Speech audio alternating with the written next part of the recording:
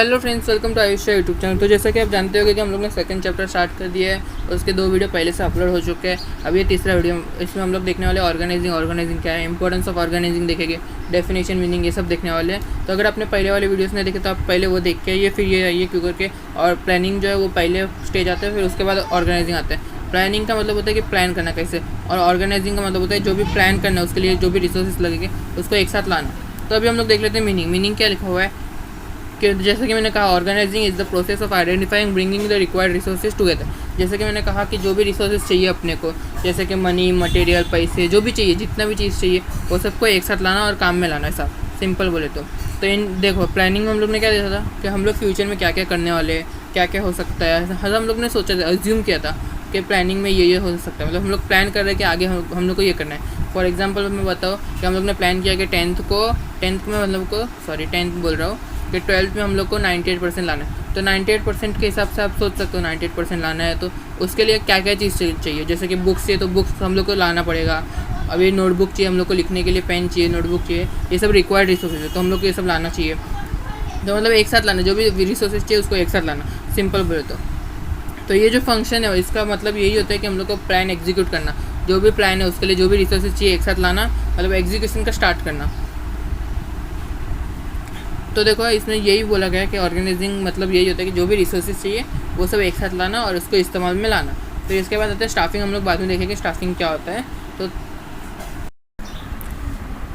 तो अभी हम लोग देख लेते हैं डेफिनेशन। तो अभी यहाँ पे 3 डेफिनेशन, आपको जो इजी लगता है वो याद करो। ऐसा मैं नहीं बोल दूँगा, आपको जो मतलब मैं बोलता हूँ वो याद करो, जो इजी लगता है वो याद करो। तो सबसे पहले मूनी एंड रेली, दूसरा है कॉन्स एंड ओडेनल, और फिर तीसरा है थियो हेरमैन। अगर मैं रॉन्ग प्रोनाउंस कर रहा हूँ तो नीचे कमेंट करना, लेकिन मेरे हिसाब से सही कर रहा हूँ। तो ये क्या कहता है, Mooney and Reiley. Organisation is the form of every human association for attainment of the common purpose. मतलब ह्यूमन का जो कॉमन पर्पस रहता है, मतलब काम करना, मतलब काम करने, और ऑब्वियसली बात है काम करना कॉमन पर्पस रहता है एम्प्लॉयज या ह्यूमन का। तो उसके ऊपर से क्या बोलते हैं, ये क्या बोलता है, organisation is the form of every human. मतलब ऑर्गेनाइजेशन में बहुत सारे ह्यूमन एक साथ काम करते, एसोसिएट करते एक कॉमन पर्पस के लिए।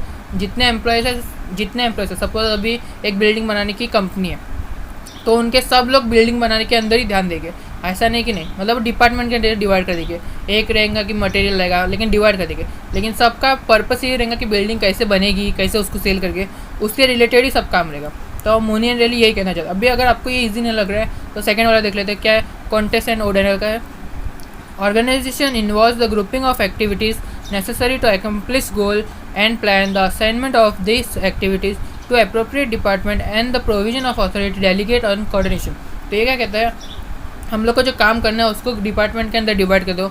अभी जैसे कि मैंने बताया बिल्डिंग बनानी है तो अलग अलग डिपार्टमेंट के अंदर डिवाइड कर दो। जैसे बिल्डिंग का मटेरियल लाने का एक काम प्रोडक्शन डिपार्टमेंट अलग बन जाएगा। अभी वो बिल्डिंग के जो फ्लैट्स है उसको बेचने के लिए सेल्स डिपार्टमेंट लगेगा तो सेल्स डिपार्टमेंट अलग, उसका अकाउंटिंग बनाने के लिए अकाउंटिंग, मतलब सब अलग अलग डिवाइड कर दो। तो ये वही कहते हैं। तो अगर आपको इसमें मैंने 2 तो एक्सप्लेन कर दिया, अगर तीसरा भी एक्सप्लेन करना चाहते हो, मतलब आप चाहते हो कि एक्सप्लेन करो, मेरे को लगता है तीसरा तो कोई याद नहीं करेगा, लेकिन अभी 2 ईजी में, जिसमें से 2 ईजी लगता है, जो भी ईजी लगता है आपको। अभी एग्जांपल पहला वाला आपको ईजी लगता है याद करने में तो वो लिख के आना, लेकिन इसके 1 मार्क रहता है तो कोई एक याद करना ज़रूर।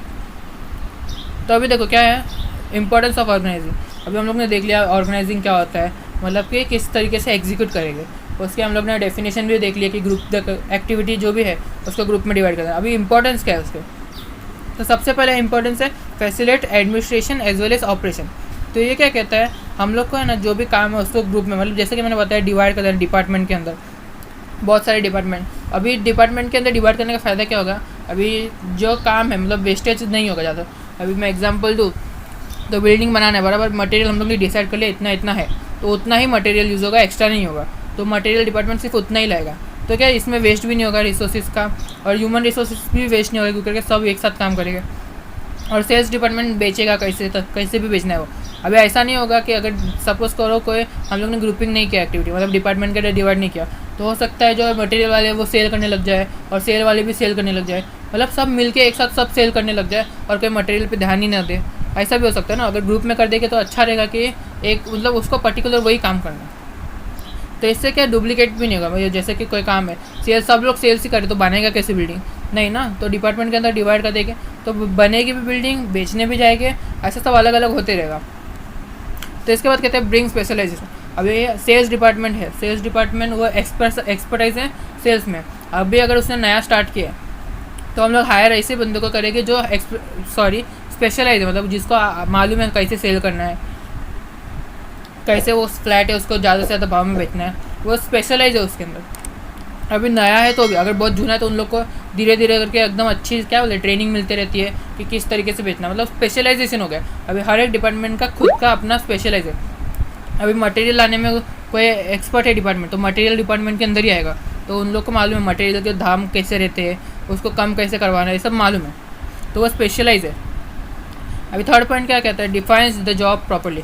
अभी इसका मतलब ये होता है कि सही इंसान सही काम कर रहा है कि नहीं, उसके स्किल्स के हिसाब से। अभी मैं कहीं एम्प्लॉय हूँ, मतलब मैं काम ढूंढने जा रहा हूँ। अभी उन्होंने मेरे को आता है अकाउंटिंग, और उन्होंने मेरे को सेल्स डिपार्टमेंट डाल दिया या फिर मार्केटिंग डिपार्टमेंट डाल दिया, तो मैं नहीं कर पाऊँगा। क्यों? क्योंकि मेरे को आता ही नहीं, मेरे को अकाउंटिंग एकदम अच्छे से आता है, तो मैं अकाउंटिंग करूँगा।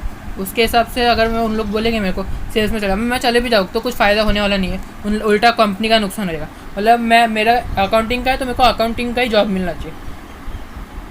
अभी अकाउंटिंग का मतलब पहले से हायर किए तो अलग बात है, तो उन लोग निकाल से मतलब अपन ना ही करें, मतलब ये वही बोल रहे हैं कि हम लोग का ना सही जॉब सही इंसान को देनी चाहिए। तो अभी हम लोग देख लेते हैं फोर्थ पॉइंट, जो कि क्लैरिफाइज अथॉरिटी एंड रिस्पॉन्सिबिलिटी। तो अभी ये क्या कहता है कि हर एक ऑर्गेनाइजेशन के अंदर अपना अपना मैनेजर रहता है, जैसे कि आपको मालूम रहेगा। तो मैनेजर के पास कुछ पावर रहती है, अथॉरिटी रहती है और रिस्पॉन्सिबिलिटी रहती है। अभी पावर्स बोलूँ तो जैसे कि जब मैंने बताया बिल्डिंग के अंदर है, बिल्डिंग बना रहे उन लोग, तो उन लोग उसके मैनेजर की पावर क्या रहेंगी कि मैनेज करना, कैसे मैनेज करना, उसको मैनेज कैसे करना, ऑर्गेनाइजेशन को किस तरीके से काम में लाना है, तो ये पावर है उसकी। इसकी रिस्पॉन्सिबिलिटी क्या है, उसको देखना कि उसको सही हो रहा है कि नहीं। अगर नहीं हो रहा है तो उसकी रिस्पॉन्सिबिलिटी है कि सही करना। अगर उसने नहीं किया सही, उसका मतलब कोई एम्प्लॉय है वो गलत काम कर रहा है या फिर काम ही नहीं कर रहा है, तो उसकी रिस्पॉन्सिबिलिटी बनती है कि वो काम करे अच्छे से, सही तरह से मन लगा के काम करे, तो उसकी रिस्पॉन्सिबिलिटी है। उसको क्लियरिफाई रहना चाहिए, मैनेजर को क्लियरिफाई रहना चाहिए कि उसकी अथॉरिटी क्या है और रिस्पॉन्सिबिलिटी क्या है, और इससे क्या मिसयूज़ भी नहीं होगा वो पावर का। तो अभी क्या कहते हैं फिफ्थ पॉइंट, एस्टैब्लिश कोऑर्डिनेशन। अभी इसका मतलब तो आपको मालूम रहेगा कि हर एक डिपार्टमेंट के बीच में अच्छा कोऑर्डिनेशन रखना चाहिए। तो अभी 6 पॉइंट क्या है, हेल्प इन इफेक्टिव एडमिनिस्ट्रेशन। अभी हम लोग ने देख लिया, डिवीजन भी कर दिया वर्क का अच्छे से डिपार्टमेंट के अंदर, पोजीशन भी बता दिया कि मैनेजर का ये पावर है, सब कुछ हम लोग ने बता दिया। तो ये क्या इफेक्टिव एडमिनिस्ट्रेशन में मदद करेगा। अभी आपको मालूम रहना चाहिए कैसे मदद करेगा, मतलब अच्छा एडमिनिस्ट्रेशन, मतलब एक अच्छा हेड होना चाहिए, क्या बोलते हैं अभी ऑर्गेनाइजेशन उसका अच्छा एडमिनिस्ट्रेशन होना चाहिए कि सब काम अच्छे से हो रहा है तो सब अच्छा ही होगा, आगे फ्यूचर में भी अच्छा ही होगा। तो अभी अगला पॉइंट क्या है, helpful in growth and diversification. अभी सब अच्छा हो रहा है, सब कुछ एकदम परफेक्ट हो रहा है, सब काम अच्छे से होने वाला है, मतलब हो गया है, मतलब तो उससे क्या है ग्रोथ भी अच्छी होगी। अभी जैसे कि मैं एग्जांपल बताऊँ तो अभी आपको मालूम रहेगा, जियो कंपनी मालूम है बता आपको। तो जियो क्या है, पहले अच्छे से काम कर रहे थे स्टार्टिंग में, तो उसका ग्रोथ कैसे एकदम चुटकी बजाते ही हो गया। अभी उन्होंने फिर डाइवर्सिफाई भी किया, जो भी बिज़नेस है उन लोग का, पहले खाली नेटवर्क ऑपरेटर पे था, उन्होंने टीवी में भी लाया, मतलब डाइवर्सिफाई भी किया उन्होंने, एक्सपांड भी किया, ग्रोथ भी किया और डाइवर्सिफिकेशन भी किया। अभी जैसा कि मैंने बताया कि पहले खाली नेटवर्क का ऑपरेटर था, अभी वो मतलब टीवी प्रोवाइडर भी बन गया, सब कुछ बन गया, तो उन्होंने ग्रोथ भी किया फिर डाइवर्सिफिकेशन भी किया, मतलब उन बड़ी कंपनी बन गई, अच्छा ग्रोथ भी हुआ हम लोग का। तो अभी क्या है, क्रिएट सेंस ऑफ सिक्योरिटी।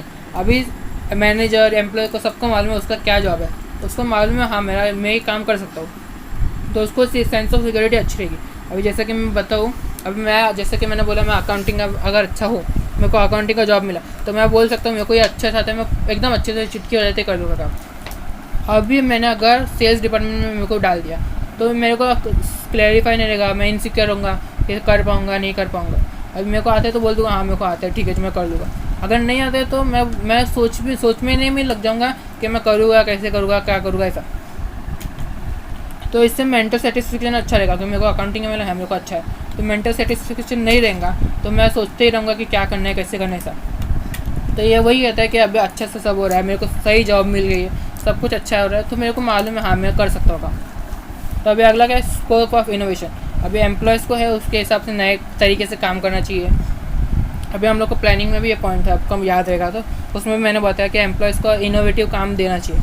अभी जैसे कि अच्छे नए काम, अभी एम्प्लॉयज़ है उसको चांस देना चाहिए कि वो खुद से अच्छा इनोवेटिव तरीका यूज़ करके काम करे, तो हो। और मैनेजर को भी बताया कि कैसे काम किया उसने, जल्दी हो गया तो मैनेजर पूछेगा तो ज़रूर ना ये कैसे काम किया इतना जल्दी, तो उसको वो बताएगा। तो फिर क्या, जो न्यू इनोवेटिव आइडिया, नया आइडिया, तो सबको अप्लाई करके सबको बताएगा हाँ ये अच्छा काम, ऐसा तरीका यूज़ करो। तो मतलब क्या, नया इनोवेशन ला, स्कोप इनोवेशन मतलब यही होता है कि एम्प्लॉय से उसको नए तरीके से काम कराना। अभी उसको नहीं आता तो नया बताना, हाँ ये ऐसा कर सकते तुम, इनोवेटिव तरीके से यूज़ कर सकते हैं, मतलब काम कर सकते हो। अभी इसके बाद आता है help in optimum utilisation of resources. अभी ये भी आपको मालूम रहेगा कि जो भी रिसोर्स है उसका बेस्ट पॉसिबल यूज़ करना, तो हम लोग को जो रिजल्ट है वो एकदम अच्छा मिले, और जो टाइम डिसाइड हुआ उसके अंदर ही मिले, उसके पहले मिल जाए, उसके बाद मतलब डिले नहीं होना चाहिए काम। इसका मतलब ये होता है अच्छा यूटिलाइज होगा रिसोर्सेज, तो अच्छे से काम भी होगा और जल्दी भी होगा और एकदम प्रोडक्टिविटी अच्छी आएगी। तो देखो अभी मैंने ये इतना तो बता दिया आपको कि 10 पॉइंट, अभी मैं छोटा छोटा बता रहा हूँ बराबर। अभी आपको अगर थोड़ा सा मतलब ब्रीफ में लिखना पड़ेगा, मेरे ख्याल से ये 8 मार्क के लिए आएगा। तो 8 मार्क के लिए हर एक पॉइंट के बाद 4 या 5 लाइन लिखो, तो क्या 8 मार्क कवर हो जाएगी। मीनिंग डेफिनेशन लिखो, उसके मार्क्स रहते हैं, और लास्ट में कंक्लूजन लिखो, ऐसा कुछ चार्ट वगैरह बना दो इसका, तो क्या 8 मार्क गारंटी मिलेगी। ऐसा मैं नहीं बोलूँगा कि मतलब एकदम परफेक्ट 8 मार्क मिलेगा, लेकिन 8 मार्क मिलेगा, अगर सब सही लिखा तो मिलेगा। तो thanks for watching this video. अगर कोई सवाल है तो नीचे कमेंट कीजिए, और मुझे इंस्टाग्राम पे भी फॉलो कर लेना और टेलीग्राम पे ज्वाइन हो जाना।